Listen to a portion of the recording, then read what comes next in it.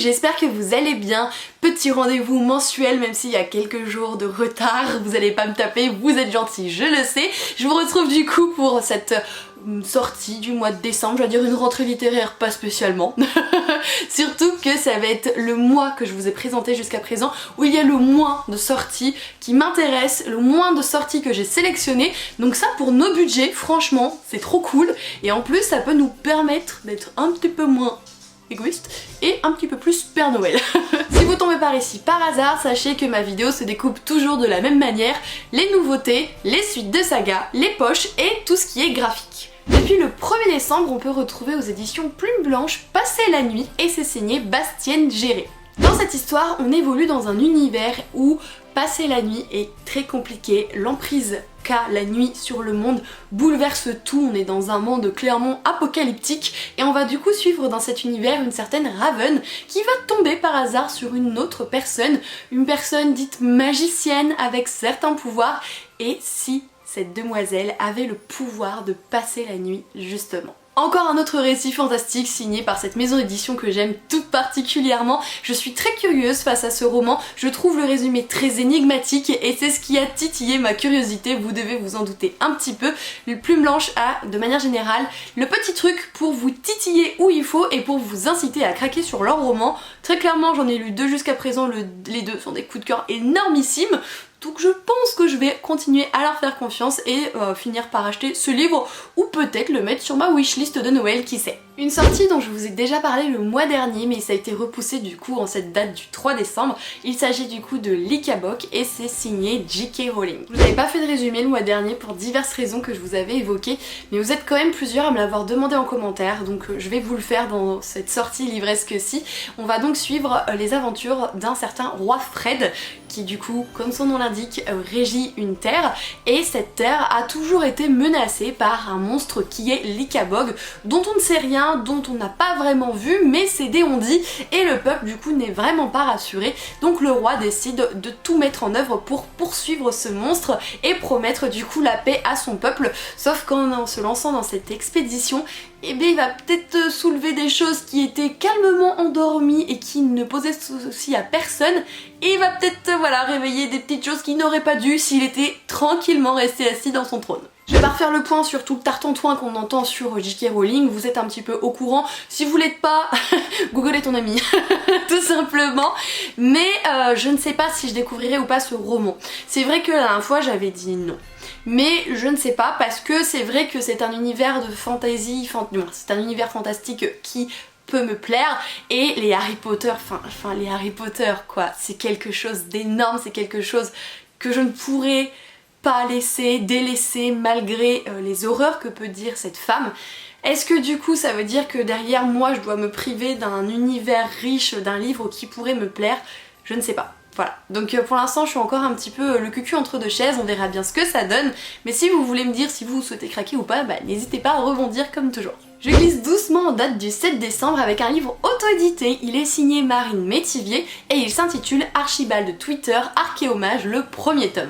Est-ce que vous avez remarqué l'écriture de son nom de famille? Ça m'a vraiment beaucoup fait rire. Archibald de Twitter, comme son nom l'indique, est un archéomage. Il est du coup en quête d'artefacts magiques et ce pour l'Institut d'art et des sciences magiques de Londres. Sauf que malheureusement un jour son mentor et meilleur ami décède. Ça se passe à Paris et quand il va se rendre là-bas, il va se rendre compte que ce n'est pas un accident ce décès et que cet accident déguisé cache en réalité le plus gros mystère autour d'un artefact magique, la plus grande quête qu'il puisse y avoir.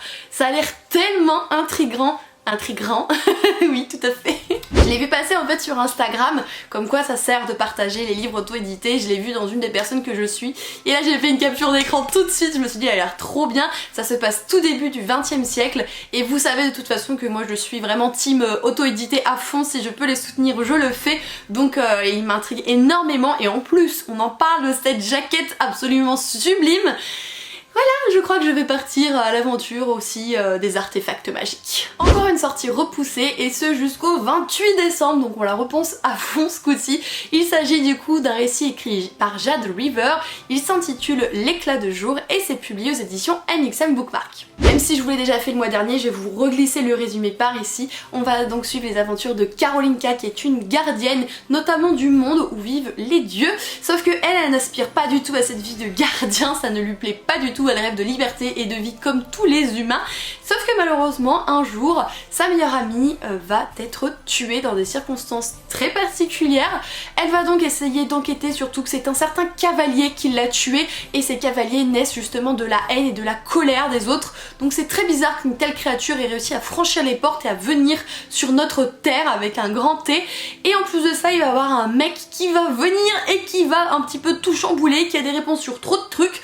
Qu'est-ce qui se passe? Elle ne comprend pas du tout, est-ce que les portes sont sur le point de lâcher? Qui est-il réellement? Etc. Beaucoup de questions et j'espère beaucoup de réponses. C'est encore un NXM Bookmark que je souhaiterais découvrir. J'en mets toujours dans les sorties littéraires parce qu'il m'intrigue à chaque fois.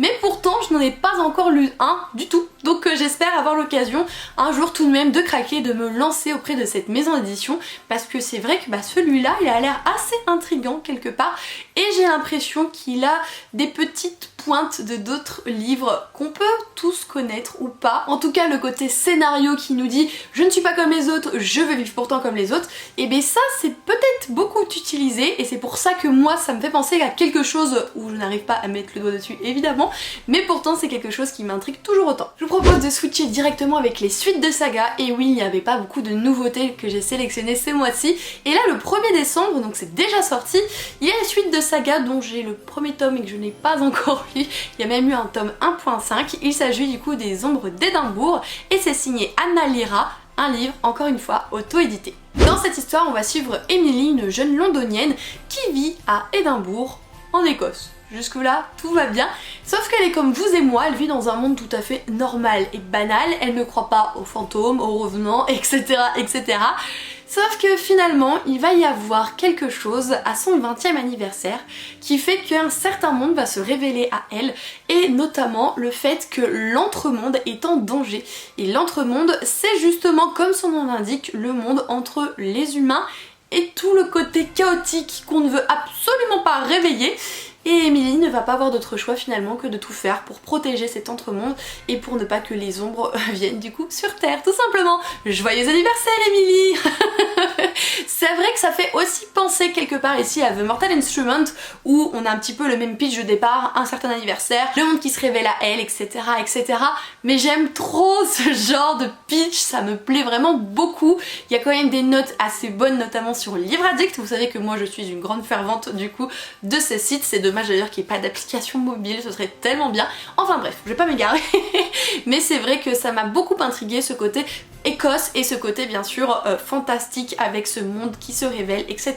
etc. C'est pour ça que je l'ai inclus et il faudrait vraiment que je sorte ce premier tome de ma pile à lire. Une sortie décalée au 2 décembre prochain, il s'agit du 4e tome de la légende des 4 signé Cassandra O'Donnell. En théorie ça devrait être le dernier puisqu'on a 4 clans dans cette histoire qui évoluent et qui ont un certain équilibre entre eux. Dans ce 4e tome je crois qu'on va suivre le clan des... J'ai un trou de mémoire. Bah, je l'aurais mis dans l'encart ici, je sais que c'est pas des serpents, je crois pas que ce soit des aigles non plus. Le 4e tome, le 4e clan qui clôturera normalement la série. J'ai le 1er et le 2e tome dans ma pile à lire. Je l'ai pas encore découverte et j'ai pas du tout lu du Cassandra O'Donnell, ni celui-ci, ni Mal Enfer par exemple, ni le Collège Maléfique aussi qui est d'elle, mais je l'ai aussi dans ma pile à lire. Mais je compte bien découvrir cette autrice, elle fait partie de ceux que j'ai envie de découvrir, peut-être pas en 2020, sûrement en 2021, mais ce sera fait tôt ou tard. Le 2 décembre prochain, on va retrouver un certain duo. Vous avez Lafcadio Hearn qui sera à l'écriture et Benjamin Lacombe au dessin. Il s'agit du coup de Esprits et créatures du Japon. Ce n'est pas une suite, mais ça fait clairement écho à Histoire des fantômes du Japon. Je crois qu'il s'intitule comme ça, le premier volet que nous avait proposé du coup notamment Benjamin Lacombe.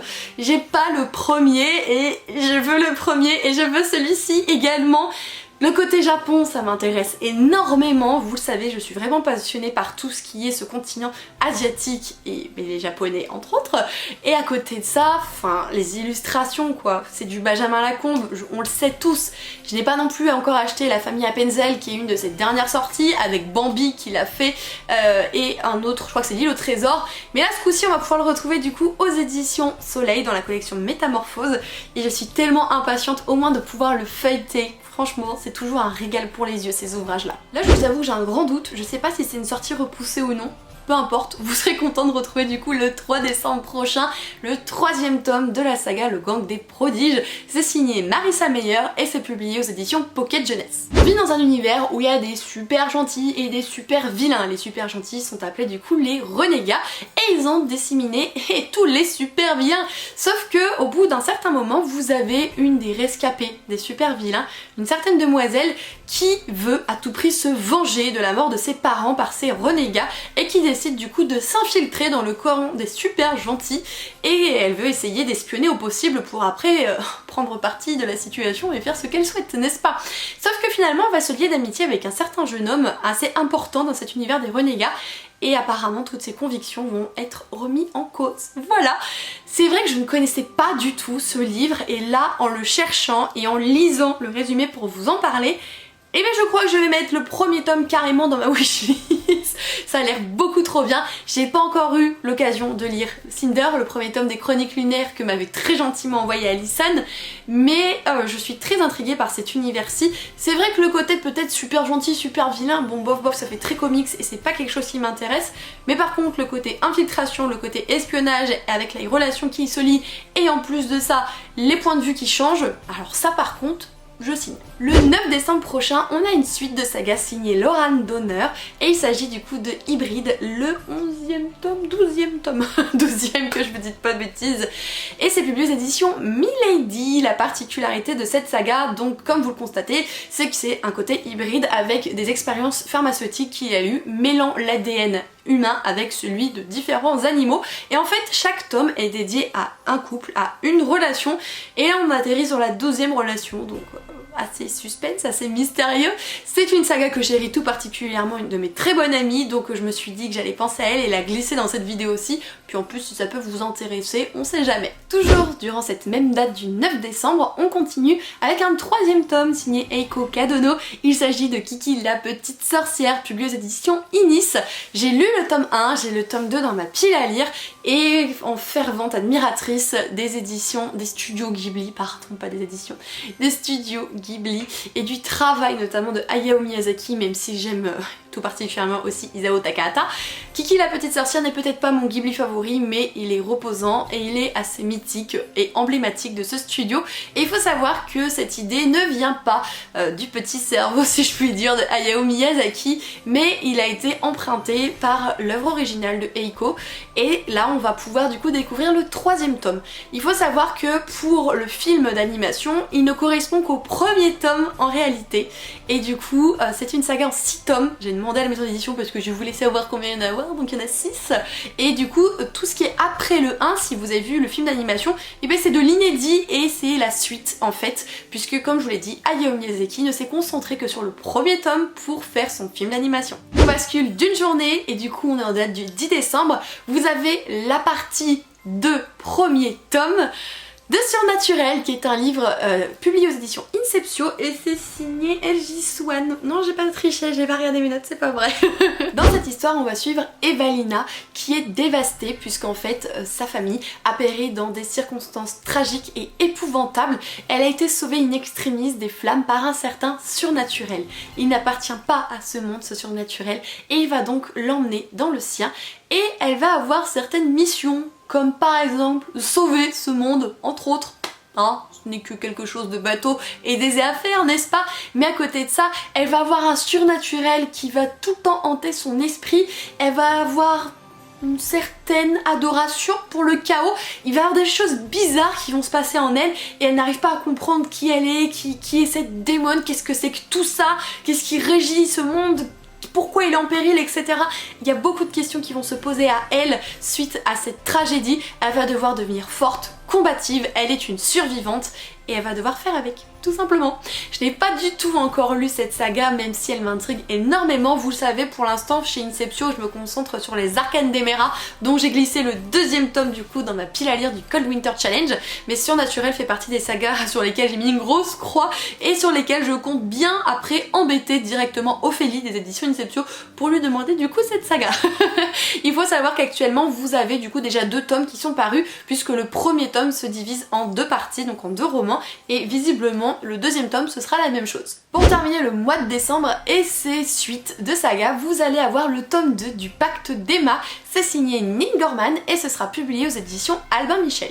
Dans cette histoire, on va suivre Emma, 21 ans, qui est malheureusement atteinte du syndrome de Beckington, une maladie neurodégénérative, ce qui signifie en fait que tous ces petits neurones s'éteignent petit à petit, en fait par exemple comme la maladie d'Alzheimer que vous devez sans doute connaître davantage, ce qui fait que malheureusement Emma a sa vie qui est comptée, ses jours, ses années, etc. Et elle décide de ne pas se laisser abattre et de profiter de la vie, où elle va donc partir à New York et trouver un poste d'adjointe au directeur dans une grande société. Sauf que cette société va lui réserver des surprises, tout du moins le directeur va lui réserver des surprises, qui fait qu'elle ne sera pas au bout de ces surprises. On voit un petit peu l'ambiance qui se dessine, on voit peut-être une relation amoureuse, je ne sais pas, je n'ai pas lu le tome 1, je me fais mes petites idées, mes petites hypothèses que je vous partage directement au travers de cette caméra. Je ne sais pas ce que ça peut donner, j'ai très envie de lire un autre Neil Gaiman qui est Ashes for je sais plus quoi, qui est du coup une autre duologie, elle avait écrit ça avec quelqu'un d'autre je crois d'ailleurs, si je dis pas de bêtises. Enfin bref, j'ai très envie de découvrir du coup cette autrice, oui c'est une femme, Neil Gaiman, c'est une femme, tout va bien, on va y arriver. J'ai très envie de découvrir, mais peut-être davantage sur cette autre saga dont j'essaye de vous parler et dont la fin du nom m'échappe, mais il peut être super bien celui-là, d'autant plus que le tome 1 est déjà sorti en poche, donc ça peut permettre en plus de découvrir cette saga à moindre frais. Et le tome 2 qui arrive prochainement, bon en grand format aux éditions Albin Michel, soit, mais ça a l'air plutôt intéressant. On termine cette vidéo avec les graphiques et le 2 décembre prochain, on a une sortie très attendue dans l'univers BD.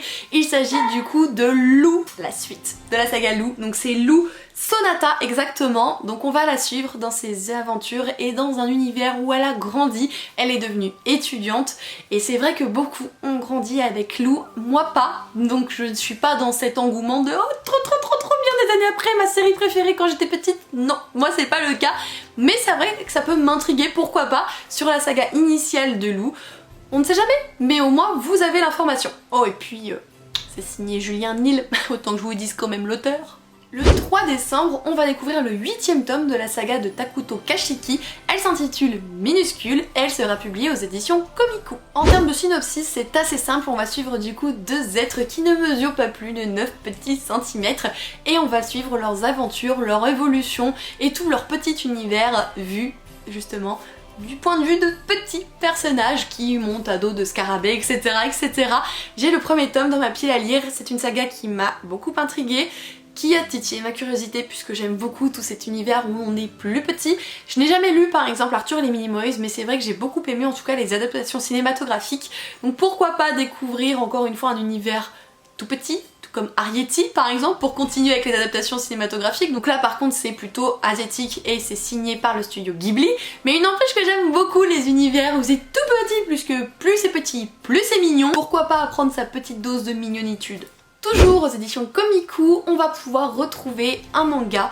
Une suite de mangas, c'est le tome 5 de Créatures Fantastiques et c'est signé du coup par Kazuya. J'ai toujours un peu de mal avec les noms asiatiques, j'ai tendance à vouloir me les mélanger dans la tête, donc je préfère checker pour ne pas vous dire des âneries, mais normalement mes âneries de toute façon seront toujours joliment repris dans ce bandeau. On évolue dans un univers où la science remplace la magie jusqu'à peut-être l'écraser et totalement l'évincer un jour. Sauf que le souci c'est que les créatures magiques, si elles vont tomber dans l'oubli avec cette place que va prendre la science, et bien elles vont mourir tout simplement, et on va donc suivre une demoiselle qui est une descendante de mage et qui est apprentie vétérinaire, assistante vétérinaire, et elle ainsi que du coup la personne vétérinaire avec qui elle va évoluer dans cette histoire vont tout faire pour sauver ces créatures fantastiques, vont les soigner, mais est-ce que finalement ça va suffire pour ne pas qu'elles sombrent dans l'oubli et qu'elles disparaissent toutes? On ne sait pas. On ne sait pas, je n'ai pas encore craqué sur cette saga, mais elle m'a toujours intriguée, elle m'a toujours parlé, donc je la regarde de loin parce que je me dis que j'en ai déjà beaucoup trop, mais qu'un jour elle finira sûrement dans ce tas de beaucoup trop.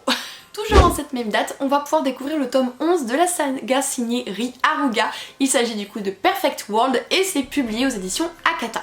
Sans trop rentrer dans les détails de ce résumé, on va suivre du coup l'histoire d'amour, tout du moins peut-être la renaissance de certains sentiments entre deux personnages de premiers amours de lycée, une jeune femme assez classique et un jeune homme qui malheureusement est dès à présent en fauteuil roulant. Donc c'est une histoire vraiment qui a l'air pleine de douceur, pleine de tendresse et en même temps qui entame des sujets qui sont un petit peu compliqué, un petit peu dur aussi. Le sujet du handicap n'est pas suffisamment représenté de manière générale et c'est vrai que là ça peut donner justement un plus à cette histoire. On dit banco pour la diversité avec cette saga. Elle n'est pas encore, comme je vous ai dit, dans mon immense pile à lire, mais elle finira tôt ou tard parce que c'est quelque chose que j'ai envie de découvrir et si vraiment j'accroche, eh bien je lirai 11 tomes, que voulez-vous. Même édition, même date, on a du coup le tome 2 de la saga de Tetsuya Sano. Il s'agit de Rendez-vous au crépuscule. Je vous en ai pas encore parlé sur la chaîne, mais moi j'ai lu directement le roman et j'ai le premier tome du coup de cette duologie adaptée en manga. Le roman est assez particulier, c'est une écriture, comme on s'en doute, asiatique et ce sont vraiment des approches très différentes.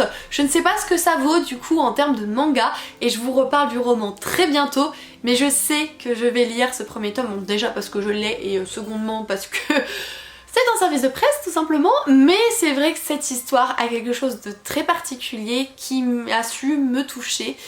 C'était pas pari gagné hein, au travers de cette plume assez spécifique et assez distancielle, mais n'empêche que j'ai très envie de voir ce que ça donne en graphique. On ne change pas une équipe qui gagne, même date, même édition, c'est signé cette fois-ci Megumi Morino et il s'agit du 4e tome de sa saga À tes côtés. Dans cette histoire, on va suivre une petite amourette de lycée entre une demoiselle et un jeune homme. Elle a eu la gentillesse de lui offrir un parapluie quand il pleuvait et lui venait de se faire larguer par sa copine et il a eu un espèce de coup de foudre et dès le lendemain il lui a fait sa déclaration d'amour. Elle a finalement accepté même si elle était un petit peu, comment dire, c'est bizarre hein, une déclaration d'amour le lendemain, on se connaît pas vraiment, je t'ai juste offert un parapluie.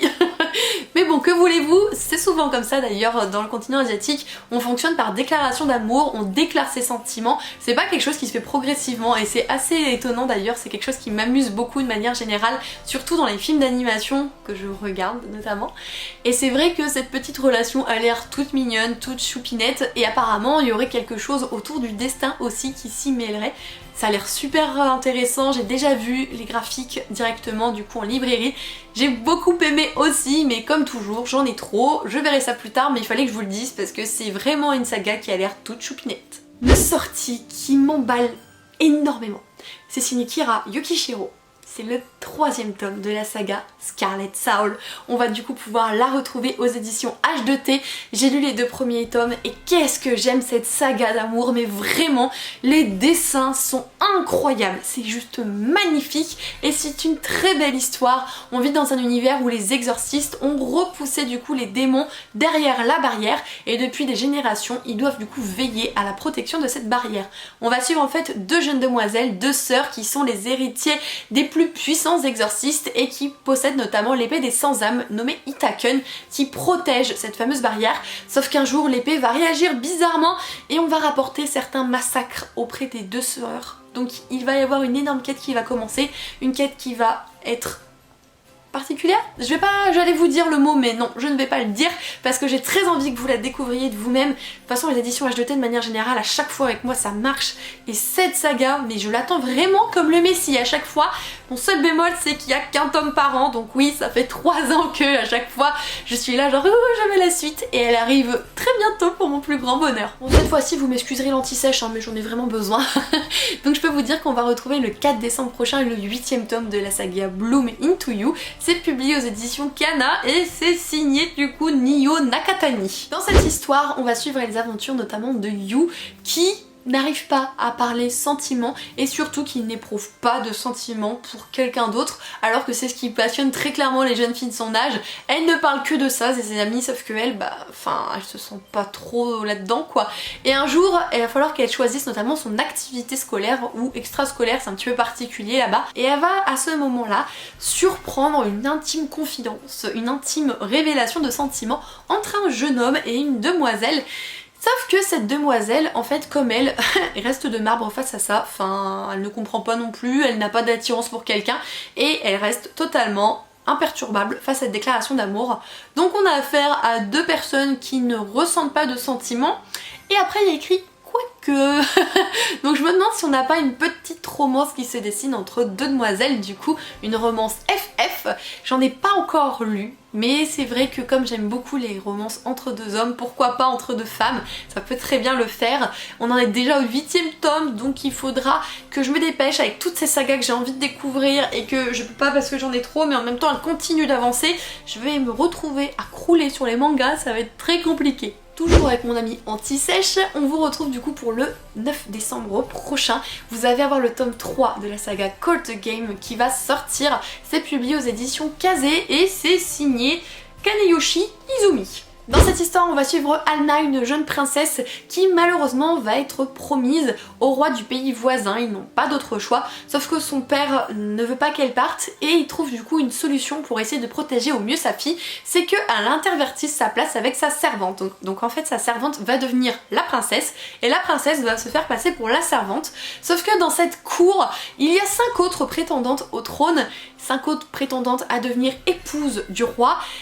Et il y a beaucoup de coups bas, beaucoup... c'est pas doux, hein. Très clairement c'est pas doux. À la fin du tome 1, je peux vous dire qu'il y en a une qui y passe, donc c'est pas le genre de guéguerre gentil, non, c'est très fourbe, il y a beaucoup de complots, de conflits, donc c'est vraiment un univers de la cour comme j'aime le découvrir dans les romans fantasy, mais là ce coup-ci en images. J'ai lu le tome 1 que j'ai beaucoup aimé, donc faudrait que je m'active déjà avec le tome 2 puisque le tome 3 est déjà disponible, du moins il le sera bientôt. Le 9 décembre, on a le 4e tome de la saga Piège charnel qui va donc sortir. C'est publié aux éditions Pika et c'est signé Aya Tsukishima et Ririo. Oui c'est ça, Ririo. Pour faire assez simple dans cette histoire, c'est une demoiselle qui va se retrouver piégée dans une relation très sulfurante, très physique avec son boss, sauf qu'à côté de ça il y a un autre jeune homme qui arrive dans la boîte et qui lui fait comprendre qu'il peut lui offrir des choses bien plus intéressantes, bien plus palpitantes et excitantes, mais à condition qu'elle délaisse du coup le boss, tout simplement le boss qui est marié je présume, je sais pas je présume c'est je vous le dis, il est marié donc c'est sa maîtresse en réalité, donc c'est pas du tout une évolution pour elle sentimentalement, c'est pas possible, et lui le petit coquin qu'il est, il va s'amuser à lui montrer certaines choses, lui montrer ce qu'il vaut, tout ce qu'il peut lui apporter en lui en donnant un petit peu, vous voyez, et après il va se rétracter et dit non tant que t'auras pas fait ça t'en auras pas encore. Voilà un petit peu le style de ce manga, donc oui il y a des scènes érotiques, il n'y a pas que ça mais il y en a. C'est relativement... c'est pas non plus le truc où vous voyez le détail pardon, que ce soit des parties intimes ou autres, non, ça y a pas vraiment. Mais du coup moi c'est un roman, du moins c'est un manga qui m'a beaucoup plu, j'ai trop l'habitude des romans, faut que j'arrête.